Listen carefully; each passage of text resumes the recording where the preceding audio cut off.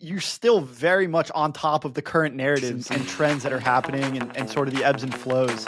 You're not a boomer yet. You're not a crypto boomer yet. I appreciate you saying that. I often feel like a salty crypto boomer. GM, what's up, guys? Welcome to another episode of The Roll Up.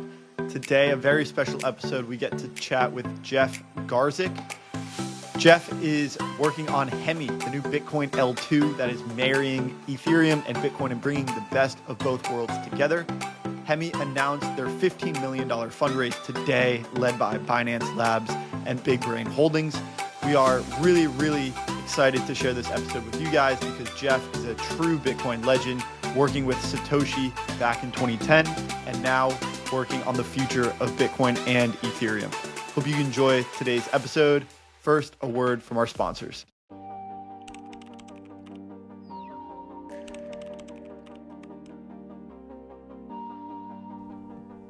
Carteezy is your home for app-specific rollups. At the forefront of developing new tools and platforms that enhance the capabilities of blockchain technology, Carteezy enables applications that are flexible and built to scale. Build on a full Linux environment and use traditional software libraries, but in blockchain development. Go to carteezy.io, that's carteezy.io, to learn more about building your own app chain today. Vertex Edge is now live on Say Network. Say users can now trade 50 plus spot and perp markets with the unified order book liquidity of Vertex Edge across Arbitrum, Blast, Mantle, and Say. The next 6 weeks, 850,000 Say tokens will be up for grabs as trading rewards every single week, exclusively on Say. Join Vertex on Say Network now on Vertex Edge. That's vertexprotocol.com. What's going on, guys? Welcome back to The Roll Up. Today, we're speaking with Jeff Garzik about a new project that he's working on, the origins of working with Satoshi or early hard forks, Bitcoin idealism, and just like what brought us here. I mean, there's so much to talk about, Jeff. You're calling in from close to us. We're both going to Singapore, so welcome in and thanks for being with us on this awesome Friday. Thanks for having me. Looking forward to it. What better place to start than the beginning? And you were there. So without rehashing some of the great short form interviews that you did very, very recently and talking about some of your interactions with Satoshi, maybe you could kind of guide us through your origin story. What were you doing? How old were you? And yeah, what were you doing when you ended up finding Bitcoin? It was pretty, I would say, an easy seat to jump into because it was a familiar form factor. What does that mean? I had been, I would guess, early 40s, late 30s, age-wise. I had been working in open source since the early 90s. I downloaded the first Linux kernel when Linus Torvalds was still at the University of Helsinki in the early 90s. I got pulled out of Georgia Tech before graduating by CNN, local here in Atlanta, to build the first CNN.com website with a number of my Georgia techies. And, a glimpse into the early tech side. I was one of the people that put on the Georgia Tech student newspaper on the web when that was like a thing. We were before MIT and putting our student newspaper on the web. And that caught the attention of CNN, and CNN hired a bunch of Georgia Tech web monkeys. This was before CNN.com was even registered at the domain registrar. We put CNN on the web, and that was my first real experience with mass open source on Linux. It was a familiar picture to anyone who's been working in open source. There's a benevolent dictator. That was Linus Torvalds, or in Bitcoin, Satoshi Nakamoto. And the way he worked was, if you want to change the software, you email patches to Linus. And in those days, there were not a whole lot of developers. Now there are well over 1,000 working on the Linux kernel. And so that was my entree into Linux, into open source, and into the just show up meritocracy, which Satoshi helpfully extended. So Linux, it was very much, if you have an idea, you generate a patch, you test the software, and then you send those software changes to a Linux kernel mailing list. And they would get reviewed not only by the project leader, but by others in the community. You respond, you take feedback, you make revisions. There's kind of a software cycle of feedback, revise, post, feedback, revise, post.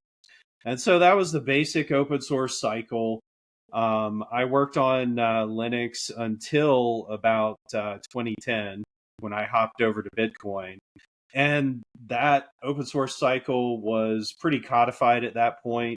I was in Linux when Linus invented Git, the source code control system that everyone uses now through GitHub as well as open source. And it didn't change the open source development flow too much. It was still, you make a bunch of patches. Those are now called Git commits. You push those to a branch, and it saves us a little bit of email, but at the end of the day, you're still emailing Linus, hey, I have these Git changes I'd like you to pull. So that was the workflow. That was kind of my upbringing, was deep open source.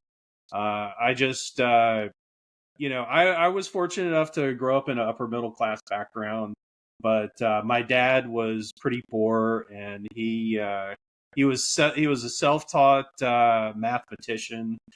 He was a self-taught computer engineer, computer programmer, and he really gave me that ethos of just show up, self-learn, and do.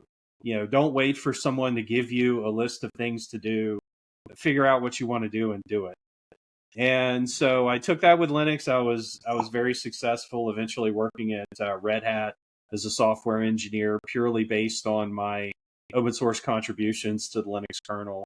And I was pretty well known in the Linux space in 2010 when I saw a blog post on News for Nerds website /.org. It was very popular in those days.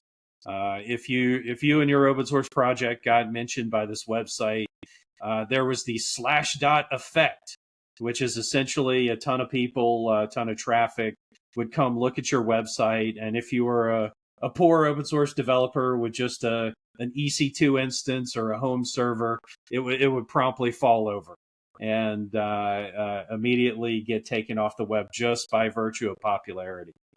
So /.org, /dot effect, there was a post, Bitcoin, a decentralized currency, which I was, being a sci-fi reader, sci-fi lover, I had been waiting for and expecting Bitcoin. Again, jumping back in the time machine to the early mid 1990s, I read, among other things, a science fiction series, Shadowrun. It was a kind of D&D, but set in a cyberpunk future was the story. And inside this story, they talked about something called cred sticks, where characters in the story would transfer Japanese yen from one person to another anonymously in a decentralized fashion, simply by handing kind of a flash drive in modern lingo to another person. And that just stuck with me for decades. I knew that decentralized currency, not controlled by the government, was something that was valuable. It was something that was real. And due to my knowledge in technology, I knew it was coming. I didn't know when, what decade, what year, but I knew that it was inevitable. So I saw this in July of 2010 on /.org, Bitcoin, a decentralized currency. Immediately clicked. It was open source. Immediately downloaded. The thing that's great about open source is, metaphorically, it's like a car with a hood that's open. If you're a mechanic, if you know what you're doing, you can inspect the guts. You can convince yourself that, is it decentralized or is it just a sham? Is it false advertising or not? The great thing about open source is, if you have the knowledge, you can prove all that to yourself. You don't have to trust an authority. Someone else telling you, oh, I heard about Bitcoin is decentralized. I was able to inspect it myself, look at it myself, I kind of went into it with a bit of an egotistical attitude of, oh, it can't be open, it can't be decentralized. There's no way. It's got to be just 5 servers in an AWS data center somewhere, surely. But I looked, I read the open source, I studied it, I started CPU mining on my laptop and immediately generated 50 BTC on my measly little laptop with CPU mining. But it was real. It was real. It was brilliant. It was in computer science terms, when you're coordinating a distributed cluster of computers, there's usually a leader election protocol. It chooses one of the computers to be a leader, and all the others follow the leader. And this was brilliant. It was choosing, Bitcoin protocol was choosing a leader based on this new proof of work method that I had never heard of before. But I could see that it guarantees that almost unlimited uptime. Anyone, a miner in Bitcoin terms, anyone who's elected a leader, i.e. the miner who finds the Bitcoin hash that matches the difficulty in the Bitcoin protocol, they publish that block. They're the leader, but anyone can join at any time. It's a permissionless network. Anyone can leave at any time, and Bitcoin automatically self-balances and self-adjusts. So this was far better than some 5 server in a server closet kind of distributed computing relationship. To me, this was not only proving my initial skepticism wrong, but it was also realizing a new paradigm in distributed computing, something that could scale out to, as it has, thousands of nodes and not have to suffer from tight coordination problems like you would in current distributed computing, where you got to elect a leader and then you have some transactions and everyone shares those transactions in a coordinated way through the leader. And if the leader drops out, you got to have another leader election. All of that complexity was beautifully just wiped away by the Bitcoin protocol. So I downloaded it, I tested it, I did some CPU mining, and because it was open source, you could do what I did in Linux. And so I just fell immediately into that pattern of, well, here's a benevolent dictator, Satoshi Nakamoto, doing an open source project. So what do? You make changes and you propose changes, you send patches, and I sent patches to Satoshi and Gavin. And, my first one famously, and I'll talk about that in a second, was utterly rejected. But other patches were accepted and merged, and eventually I was the third most prolific Bitcoin Core developer in the early days in terms of commits. So what was that first patch? The first patch was, I did a quick calculation. The transactions per second at the time, it was 6 to 7 Bitcoin transactions per second was all that the block size could do at that point. And I did a calculation. I already love Bitcoin, I thought to myself. I want to make Bitcoin successful, I thought to myself. So let's turn this 7 transactions per second into 4,000. And that's got to be, that matches PayPal. PayPal was like 4,200 transactions per second. So I said, BTC has got to be at least to the level of PayPal. So one line patch to the block size was literally my very first patch to Bitcoin. You were the first big blocker. It would obviously break consensus. It was obvious rejection material. And I got I was a newbie at that point. And I got a lesson in consensus protocols and, other details. Every single node has to verify every single block. So blocks cannot be infinite in size, etc. But that was also my introduction to Satoshi. And they very graciously explained why this wouldn't work, as well as some of the other denizens. And then that was my entree into Bitcoin Core, and the discovery of Bitcoin. Yeah, I found it pretty interesting that Satoshi on that forum never ever talked about anything in the personal life. It was always just responding to your comments about technicals, but also being like gracious about it and not being kind of like arrogant. And then, you push some hard forks, right? You push some updates.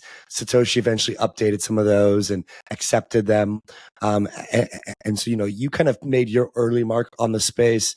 And then, as you kind of said in those interviews, Satoshi just kind of slowly, you know, he would respond once in a while and then once in a while. And then he kind of just disappeared. And the days of Jeff Garzik contributing to patches to Bitcoin Core as a Bitcoin developer just kind of dwindled down.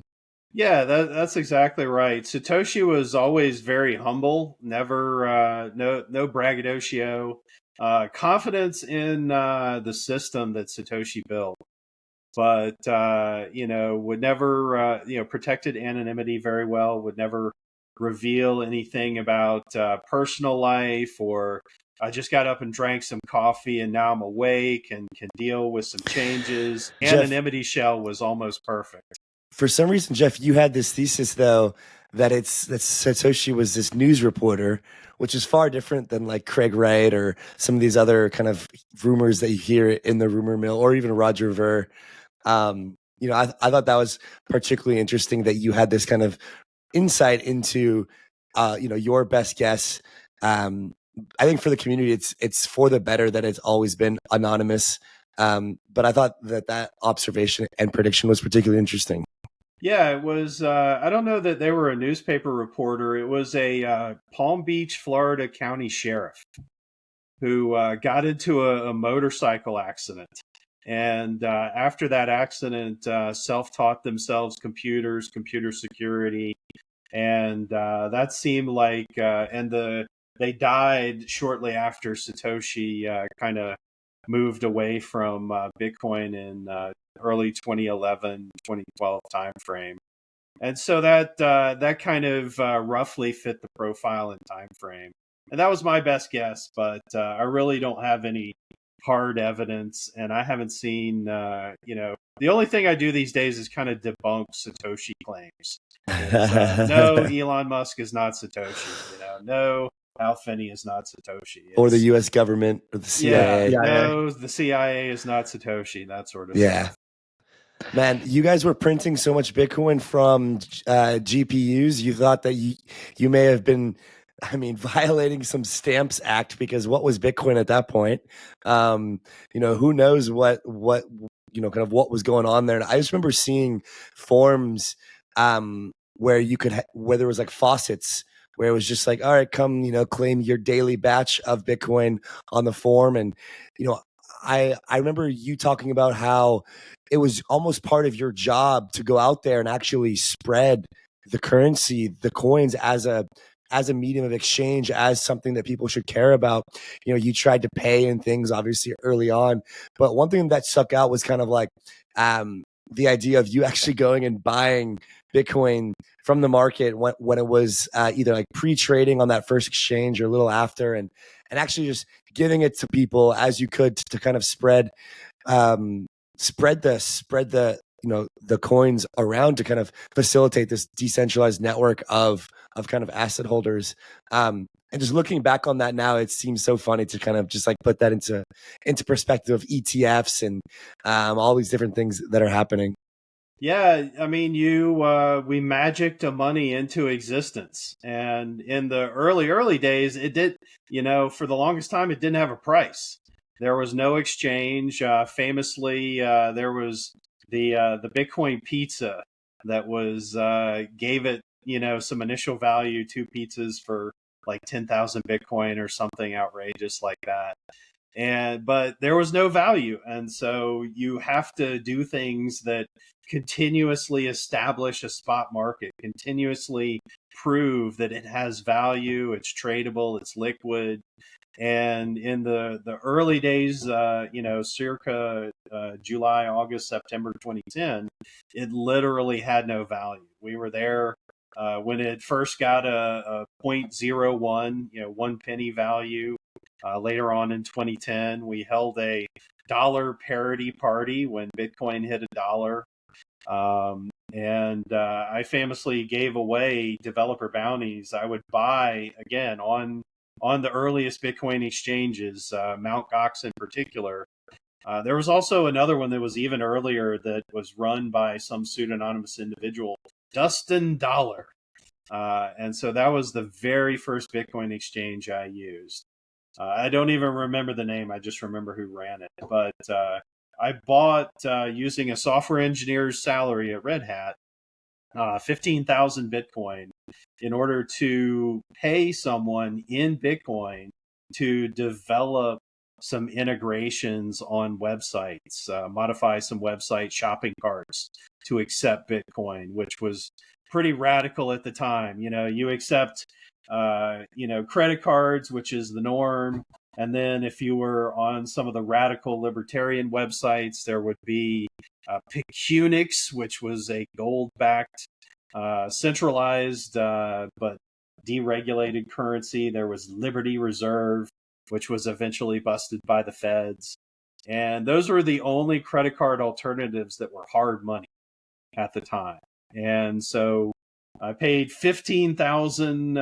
It was 10,000, and then 5, 6, 7, 8 Bitcoin. Bitcoin was just so plentiful in those days. You could just kind of roll your fingers across a keyboard and give them a bunch of Bitcoin. So that was the early days. Another story, I gave my best friend from high school a little bit later 60 Bitcoin, and he hodled for almost 10 years. And so he hodled that straight into being a millionaire and owning real estate and all. He bought what did he buy? Somewhere in North Carolina, he bought a pawn shop as well. So just with here's some toy money, he held on to it, and it became worth $1 million or almost $1 million.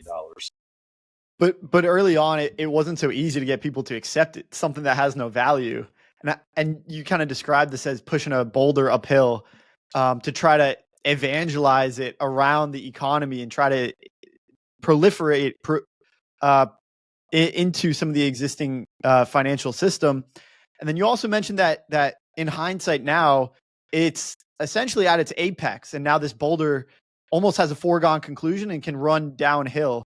And so I'm curious, why do you think we've reached that apex, and how do you see Bitcoin progressing now that it is almost it's lindy enough, some would say, that it'll stick around and sort of fulfill its destiny? What do you think its destiny is? Yeah, starting from the other side of that range, it was in the early days.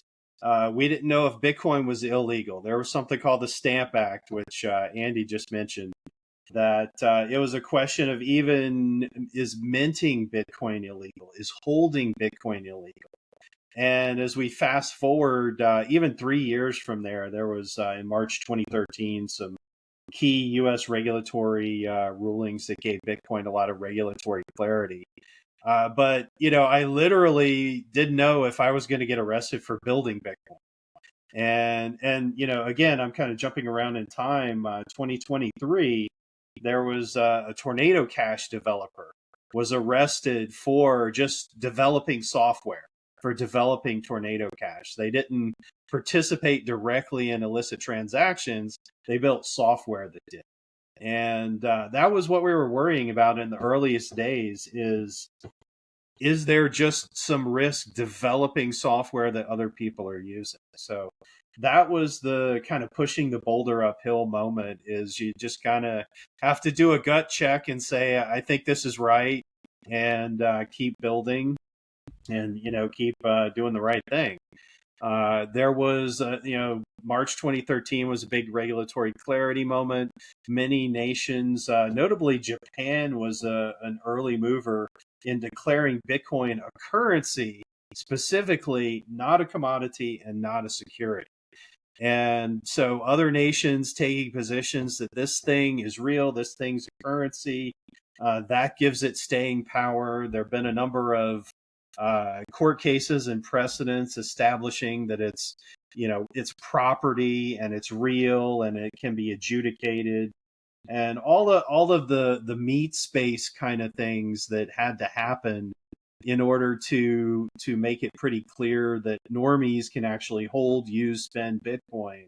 Those have all happened. So check, check, check. So all good there.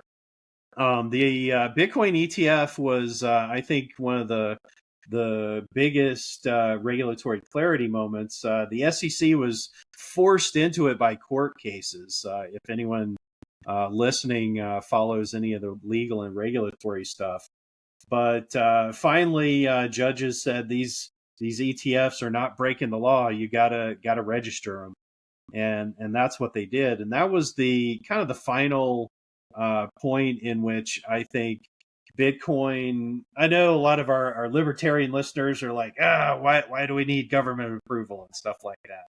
But real world, real life. If you want average folks to use this stuff, there has to be a way to adjudicate it, just like everything else in our life. And there is now, and it's pretty clear how all of that functions. And so from that standpoint, as well as a technical standpoint of moving out of the legal and regulatory realm, this blockchain has been ticking along. This blockchain, as some people call it, it's whatever the market cap is, a $1 trillion hack bound.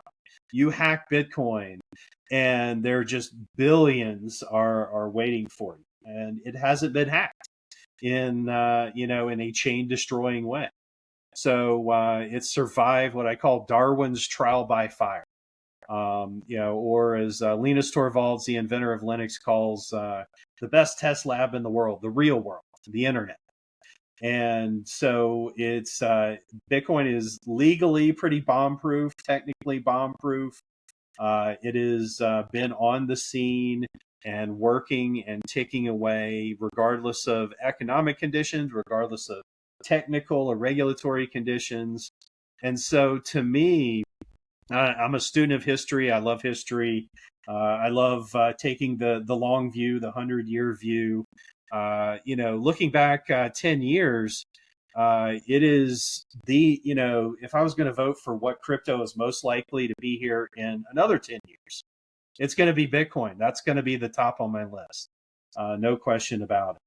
And it's for all those reasons, for technical, legal, macroeconomic, but also it's been on the scene and hasn't been hacked in that significant amount of time. And so that's kind of what I mean by the boulder's now rolling downhill. To me, seeing all the challenges that we've met and passed and succeeded in the past 13, 14 years, I think that, it's kind of Bitcoin's fight to lose at this point. Definitely. I mean, we've seen a lot of attacks, a lot of nation state. China's banned it like 5 times.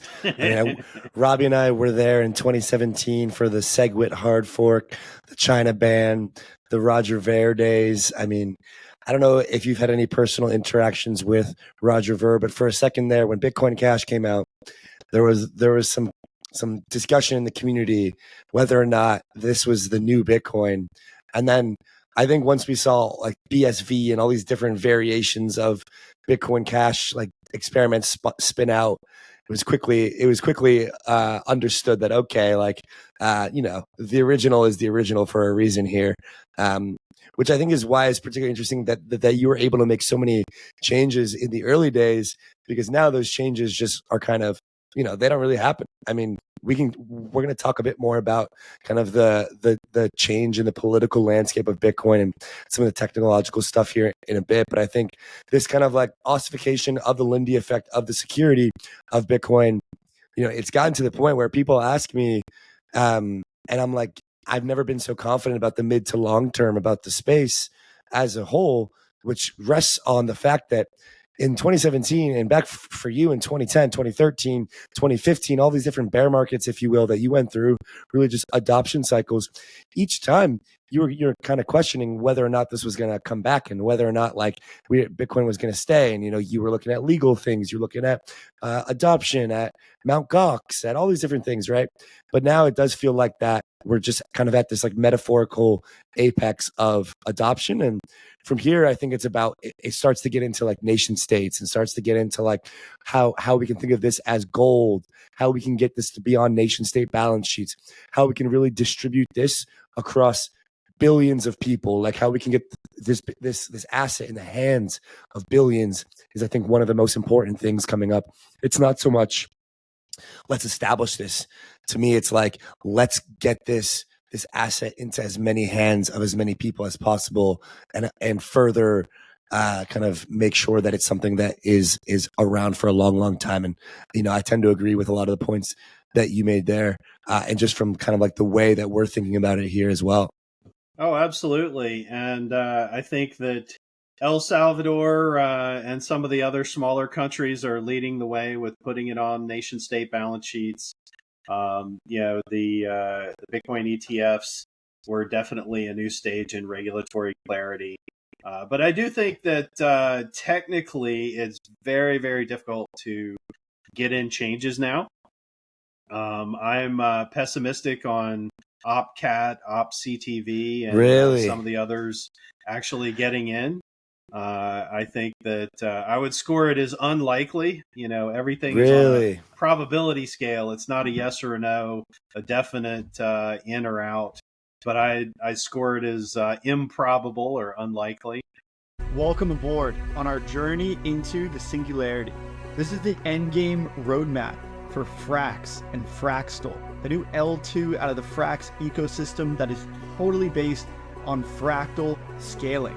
Fraxtal is a modular L2 blockchain built by Frax with modular and fractal scaling in mind.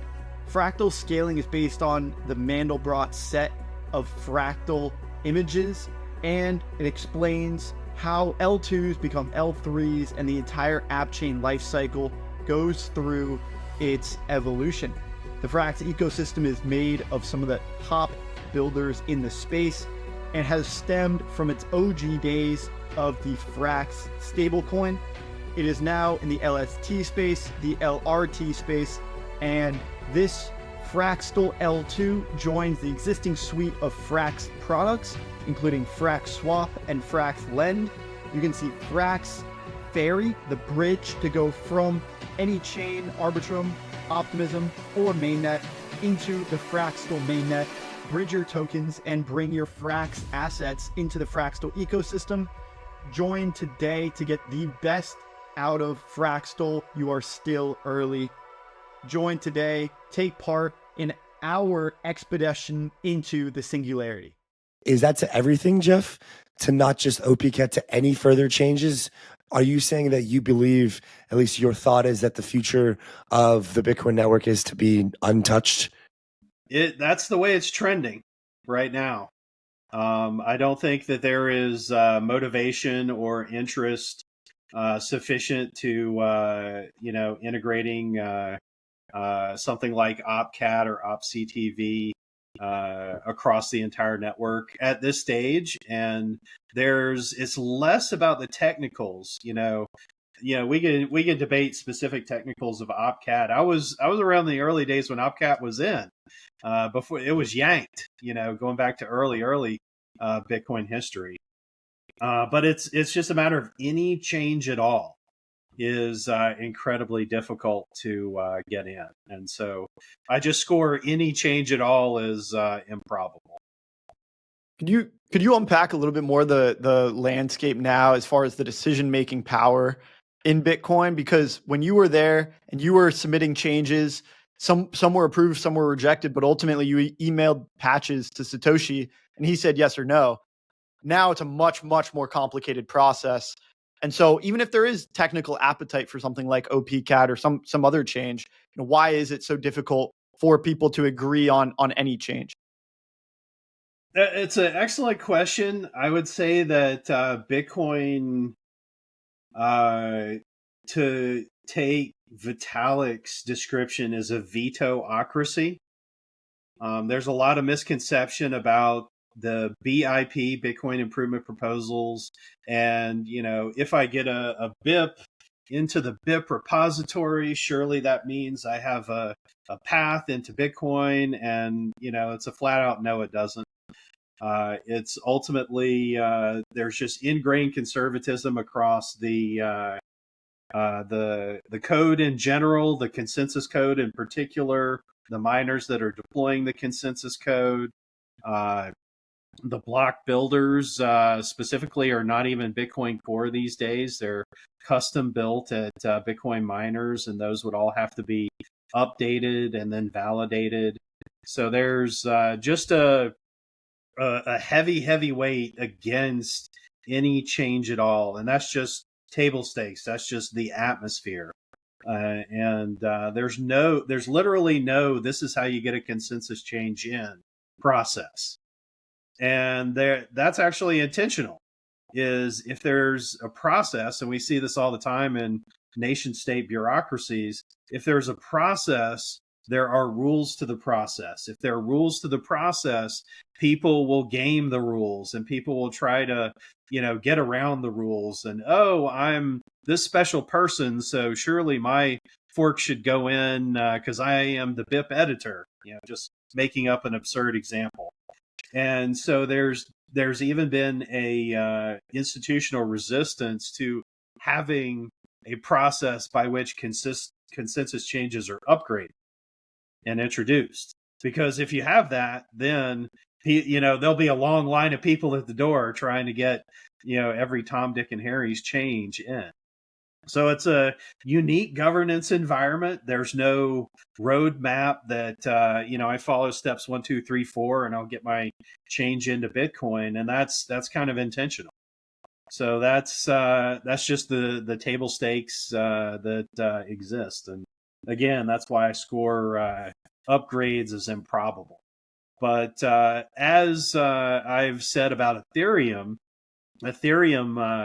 to jump over to Ethereum and Ethereum scaling, they've long talked about this process called sharding, which Ethereum high priests in the Ethereum high priest tower would invent a magical technology that magically scales Ethereum. Well, what happened in real life? L2s. In real life, you don't wait for computer science geniuses to come up with a computer science genius solution. In the real world, you're pragmatic. You just got to get things done. And in the real world, Bitcoin and Ethereum fees, rewinding the time machine maybe a year, were pretty doggone high, relatively speaking. And as we've said since the very beginning, you can't put every coffee on a single blockchain. You just can't. And so macroeconomically, again, that's why you see L2s, rollups, ZK, those sorts of aggregators are spilling over traffic from the Ethereum and Bitcoin L1s onto, kind of a secondary road that's settling back to the L1. And so this was just it was a natural process. Again, I try to be Mr. Macro, look at the top-down macroeconomics. It was one of my favorite analogies, the champagne waterfall that you see in hotels and weddings. The L1 at Bitcoin is the champagne glass at the very top. Once it fills up, traffic is going to spill over into the next layer of champagne glasses, and that's L2s analogously. And so what we're seeing today is to kind of circle back to scaling and the probability of hard forks, soft forks, etc. L2s are doing what soft forks and hard forks used to do. Is you can add, as we're going to talk about later, Hemi has done, you can add bytecodes to your script language and add new functionality, roll that out, and it's economically connected to Bitcoin. It's technically connected to Bitcoin, but it's a different chain. And if that chain explodes, Bitcoin is not also going to explode. So there's a lot less risk for L1. And so the pressure is kind of off Bitcoin to upgrade even OpCat or OpCTV or some of these because L2s exist.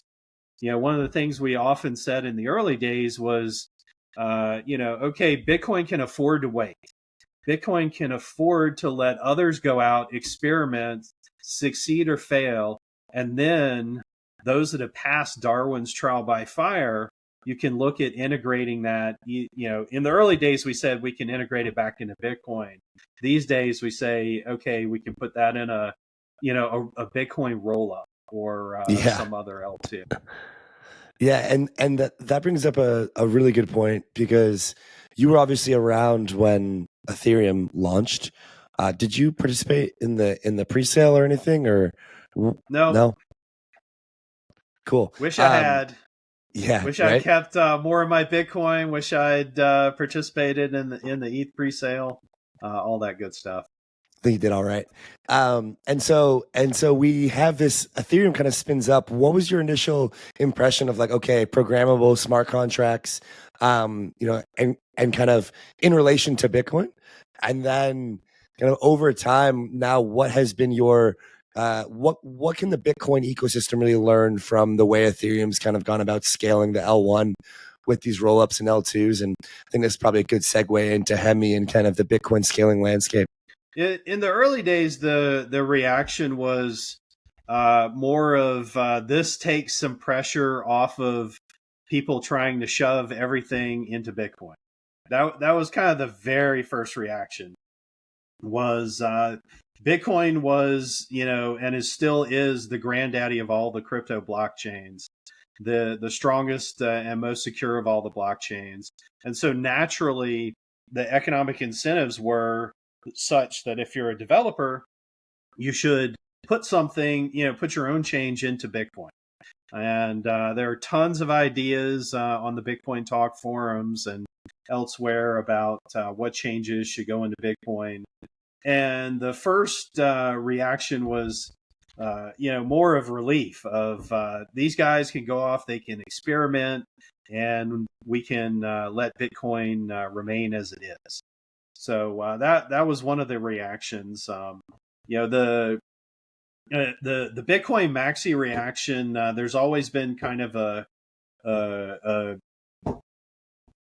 I'll call it a negative strain in my personal view of Bitcoin maximalism, and it was the very stringent anything that's not Bitcoin must die.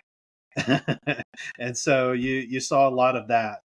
Anything that's not Bitcoin is a poop coin type of analysis, and it was just automatic. There's no, these guys are doing something really interesting in decentralized storage, or these guys are doing something interesting in self-sovereignty. It was just blanket negativity, and I never ever subscribed to that. I saw a lot of really smart people working on really fantastic ideas, and I'm absolutely the last one to throw shade on that kind of honest, genuine research. It was, in those days, it was not, I'm going to, roll out an ICO after getting tons of VC money.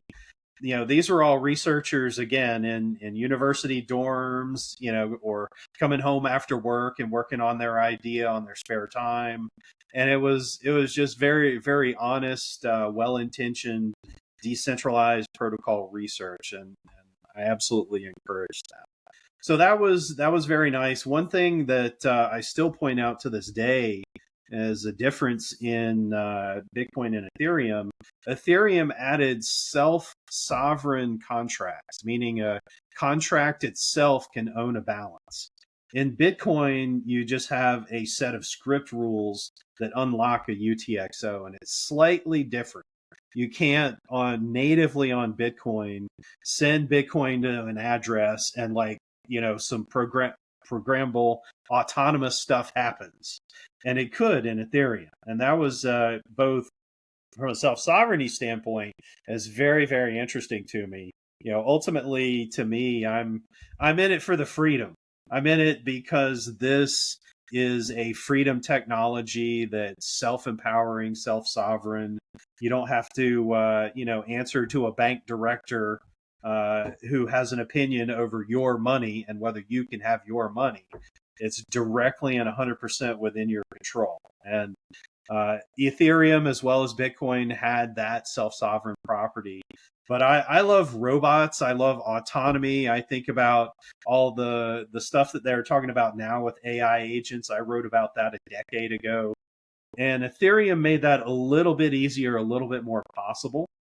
Again, with the simple fact of contracts can hold balances and kind of self-actuate autonomous. And so that was, the building the sci-fi future type of perspective. Ethereum was checking that box a little bit more.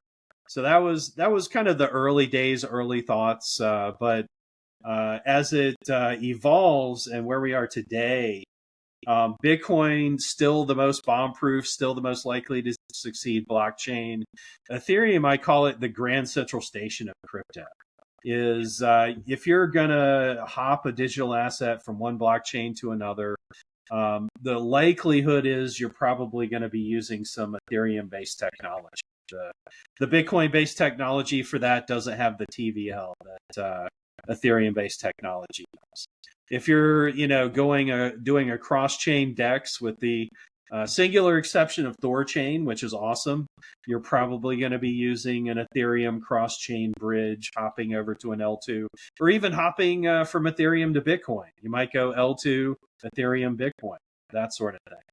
And so Ethereum is that other anchor, and that's why we at Hemi call it Bitcoin the king and Ethereum the queen of crypto, is they both have singular properties within the crypto universe that are not going to be dislodged in the next 10 or 20 years, in my opinion.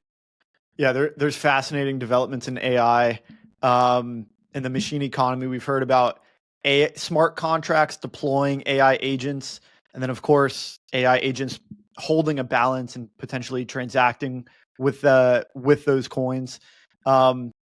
And you I'll mentioned provide a link to you guys. I wrote about that in 2013, 11 years ago, and now it's finally coming true.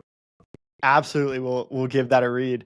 And so we've been talking about sort of L2s and Hemi, I think, is coming into the fold now as well.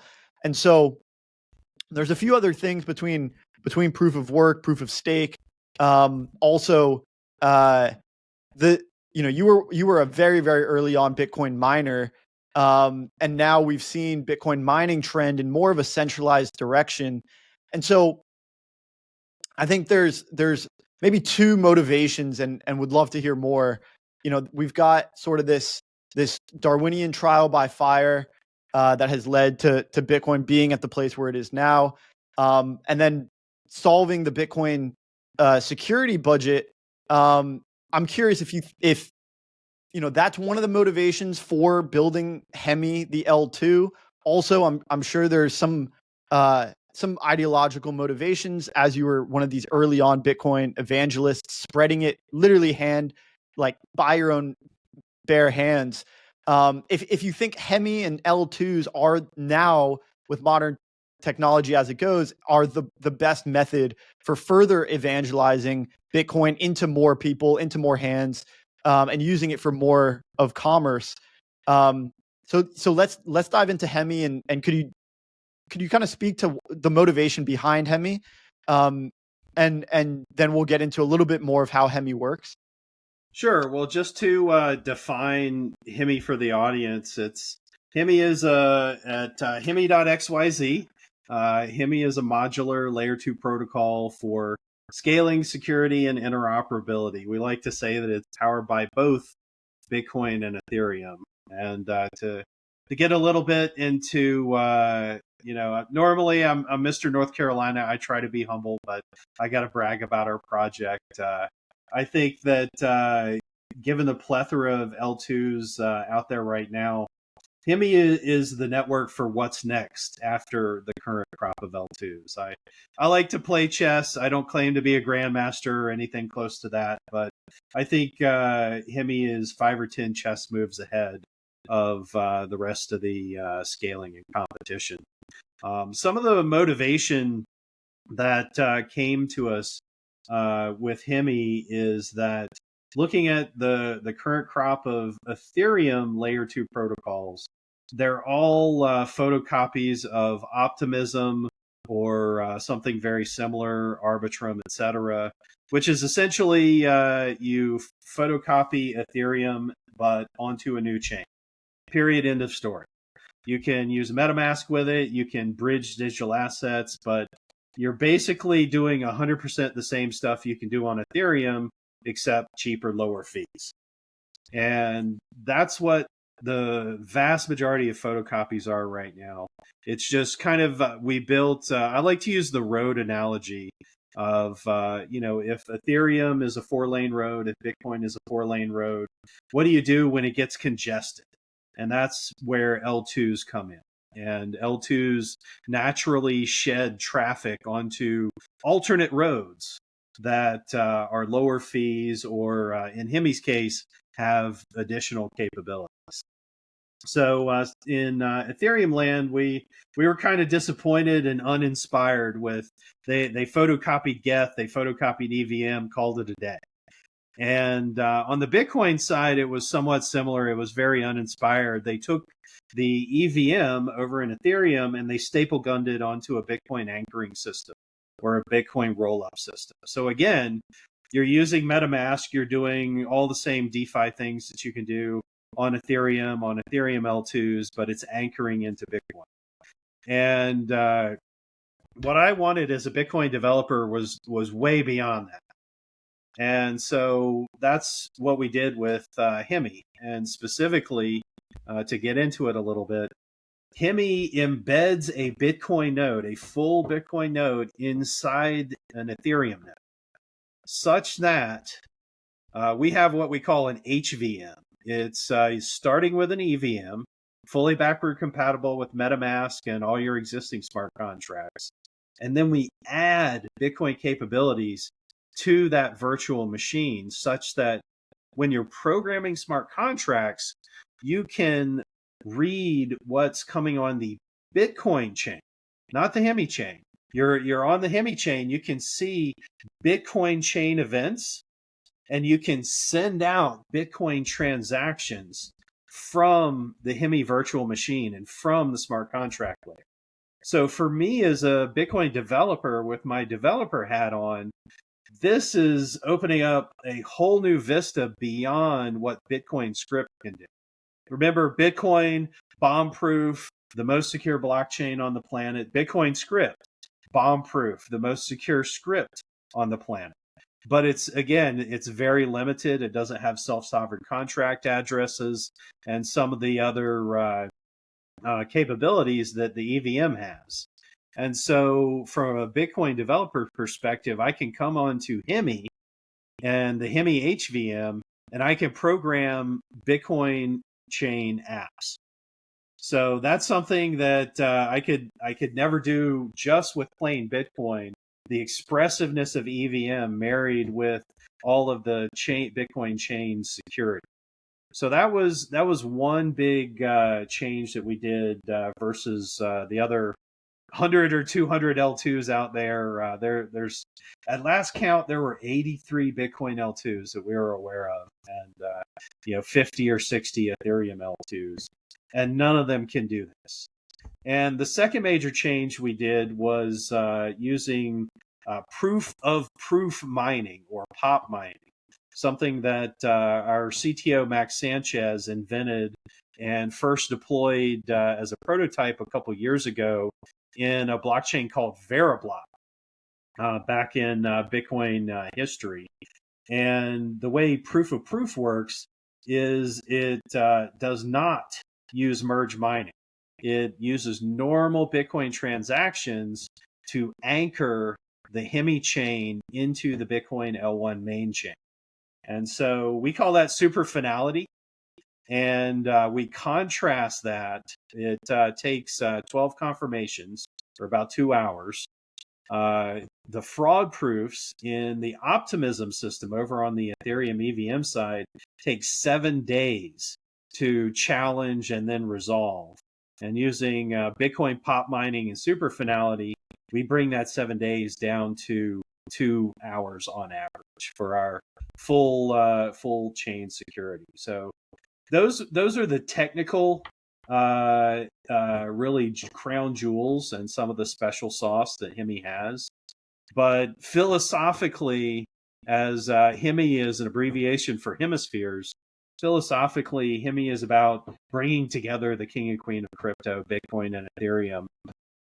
We have tunnels. Everyone else calls these bridges. We have a non-custodial tunnel from Hemi to Bitcoin. Right now, it's an over-collateralized type of scenario, but we're moving to BitVM vaults in our version 2 tunnel. And we similarly have non-custodial tunneling from Ethereum to Hemi. Now, combine that with the HVM, which can talk directly again to the Bitcoin main chain. You can imagine assets not only resting on Hemi, and we'll have tons of TVL and a lot of interesting wrapped Bitcoin and Bitcoin DeFi type of things on the Hemi chain, but you can go from Ethereum, trigger something on Hemi that automatically generates some transactions in Bitcoin, or the other way around, an ordinal or a rune, is transacted on Bitcoin that's monitored by a Hemi smart contract, which could then push out a digital asset onto the Ethereum main chain. So we are our own chain, and you'll do plenty on the Hemi chain, but it opens up some really fantastic vistas for going through Hemi to Ethereum or through Hemi to Bitcoin, as well as just doing some really interesting Bitcoin apps on Hemi itself. I think one of the applications that has the potential for mass adoption that we've already seen is one of the most widely adopted are stablecoins, and using Bitcoin and Ethereum as collateral for stablecoins. And Hemi sounds like it's able to interact with both the Bitcoin and the Ethereum blockchain in such a way that you could collateralize Bitcoin and or Ethereum and create a stablecoin based on those forms of collateral. And so when you're thinking about the application ecosystem on Hemi, what are some of the things that you're particularly excited about being built? Is anything being built right now, or how are you planning to stimulate this ecosystem to really catalyze it and get it off the ground? I could answer. I could take 2 hours answering that one question alone. There's so much being built. So right now we have our incentivized testnet live, and there's test BTC being pushed to pop miners. We have, just to throw some quick stats, we had 23,000 unique pop miners since July, with about 5 to 10,000 unique active per day. That's a lot of Bitcoin testnet traffic. 4,600 EOAs on testnet, 2,700 smart contracts deployed. So people are already testing it. We've got a number of familiar folks in the crypto ecosystem that we're going to start rolling out announcements for, that they are deploying onto Hemi. I can't. I'll get yelled at if I name those right now, but we have a notable crop of DEXs and lending markets and LRTs and LSTs and that sort getting deployed onto Hemi just on day one. People are knocking down the door, ready to do a deployment as soon as we launch mainnet in Q4. So there's definitely a lot of activity. What excites me the most? Again, that's a long answer as well. You brought up stablecoins. One of my kind of stock lines is that so far the crypto industry has produced 2 killer apps. Number 1, Bitcoin. Number 2, stablecoins. And we're still searching for what are the next killer apps after that. So the rest of the crypto industry is in the middle of that Darwin trial by fire. I look at crypto blockchains as well as crypto tokens from a macroeconomic perspective, always reasoning from first principles. The cost of digital asset creation is 0. And that's great. From a freedom standpoint, anyone can launch a token, and that's what we want with freedom. It's a permissionless network. Anyone can launch smart contracts. That's what we want from a freedom perspective. from a supply and demand perspective, this means that there are millions of tokens out there. And mathematically, 98% of those are going to be worthless. Just power law says 95, 98% of those are going to be worthless. 1% is going to, they have some staying power. They're not wowing people. And the final 1%, that's the ones with real innovation, real value, real use cases, killer apps, that sort of thing. We're seeing that with blockchains too. The cost of blockchain creation is zero. It literally reminds me of late 2010, early 2011, when Litecoin was launched, change a couple constants, and you have a brand new blockchain. It was brilliant at the time.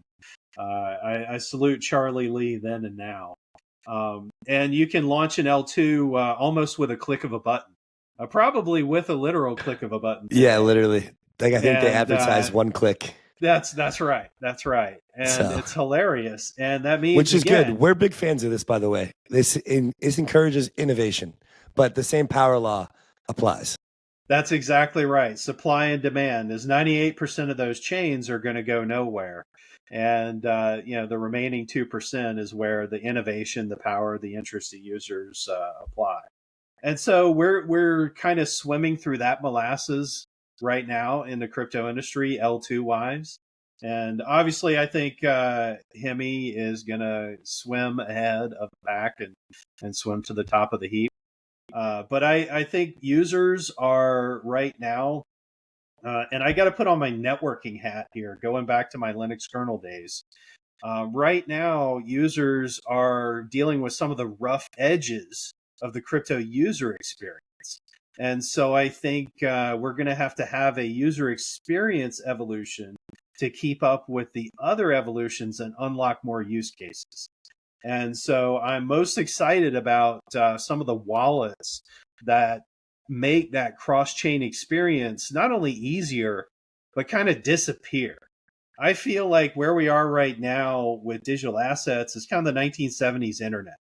Is I'm going to send this upload over a modem to another node, and then I'm going to use this other protocol through an X25 line to send this to another node. That's kind of how digital assets hop from chain to chain to chain right now. A user has to clicky a button and then have to wait, and then, I'm on this place, not this place. And it's very clunky if you're, again, think 5 or 10 chess moves ahead. In networking, we have this thing called routing, and routing makes it invisible where the servers are. You just type in CNN.com into your web browser. Your web browser talks to routers invisibly and brings up that web page. A lot happened behind the scenes where your network packet in Florida had to go bounce to CNN's servers and then bounce back to you in Florida to view that web browser. Analogously, that's where we are in L2 land right now, is you kind of have to metaphorically tell your web browser, digital assets move here, and then they move here, and then they move here. And that's a clunky user experience. So I'm excited about the smart wallets, the new wallets that are coming out, not today, but tomorrow, next month, next year, that are going to make this entire L2 explosion cross-chain experience super seamless. And so that's really going to open up, I think, a lot of new users into the crypto industry and a lot of new use cases for average folks, which I'm not in it for the crypto libertarian anarchists. I'm in it for the 8 billion people having the freedom that crypto provides. And so to me, I love working on the back end. I love talking about hashes and crypto protocols, but it's got to unlock freedom for humans at the end of the road, or the journey was maybe less optimal than it could have been. So I'm excited about the smart wallets. I'm excited about AI use cases. There's a lot of AI noise and AI BS, and let me put AI on my pitch deck or white paper to resuscitate it. But there's some real AI stuff that crypto can do today. GPU marketplaces, inference marketplaces that decentralize the open AI type model. and moving up into AI agents, which again, I wrote about 10 years ago, and now in 2024, we're finally getting to the point where Coinbase is tweeting about build this AI agent in Python that can actuate real crypto. So, getting back to my science fiction background, early 90s story is coming full circle of robots can hold crypto balances and autonomously help their owners, program or schedule things or whatever that task is. It feels like that robotic, autonomous, yet private and free future is so close. It's just around the corner. And that's one of the other things that excites me. There's plenty of DeFi stuff I can talk about. People are finally getting into DeFi innovation again. There's a lot of Bitcoin specific innovation that excites me. There's specific BitVM vault type technology, roll ups, bringing privacy to Bitcoin on the ZK side. Really, I could go on and on and on what excites me. It's after a number of years of kind of slow innovation pace, it feels like the gas pedal's on again. Jeff, for someone who's been around such a long time, you're still very much on top of the current narratives and trends that are happening and sort of the ebbs and flows that we're seeing in the market and in crypto Twitter as well. Yeah, you're not a boomer yet. You're not a crypto boomer yet. You have not reached boomer status, which is awesome. I appreciate you saying that. I often feel like a salty crypto boomer. I got one more, I guess, more so philosophical question about Hemi and Bitcoin in general. And then I think Andy may have some questions too as we kind of close up. I'm curious. Curious if you agree, but I think we have maybe one more stage in this trial by fire for Bitcoin, which is, and it's far out, but it's the year 2140 and maybe sooner as the block subsidies trends to zero. We're gonna have to figure out how we can pay miners for the Bitcoin security. And so one thesis that I've heard is that L2s will increase the transactions through the Bitcoin network, generate more fees that can compensate miners so that they don't need the block reward. I'm curious if this was, part of the motivation to build Hemi, and generally, do you think this is an important piece for maintaining the Bitcoin security through miners? Welcome to the Ignition, Mantle's newest campaign to liberate the growth power of Bitcoin. FBTC Ignition has officially begun with a total token supply of over 2,000 FBTC with a TVL of over 150 million. Right now, you can go on the FBTC website to see all of the featured campaigns, staking opportunities, and liquidity pools where you can utilize FBTC on-chain today for some of the best yields available on L2s. The Ignition Sparkle campaign can be found at fbtc.com/ongoing-campaign. Yeah, ultimately, I'm positive and optimistic in that particular direction. I know that it's a fear or a worry that when the block rewards go away, that the security budget won't compensate. But I do think that the L2 tide lifts all boats. The L2s are paying block fees just like everyone else. This is the Bitcoin settlement scenario that I described, and the L2s are paying L1 for security. Just like I used to describe, as an average Bitcoin user, when you send a Bitcoin transaction to someone else, a simple transaction, you're paying a cloud service for security. And just in as then as in today's settlement type configuration, you're paying for security, and I don't see that change. So I see the L2 space as very additive to Bitcoin, very specifically, bringing usage, bringing features back to Bitcoin and the Bitcoin community, and encouraging people to build Bitcoin-centric features on L2s that they, like Hemi is doing, that they can't build on Bitcoin itself. So it's extending Bitcoin, and you're going to pay for that service. And that service I think the difficulty algorithm and similar attributes of Bitcoin are beautiful because they're self-balancing. You don't have to have a committee at the Federal Reserve say, "Oh, whoops, we raised the rate too high. Now let's raise the rate, very low." And it's full of kind of human interactions.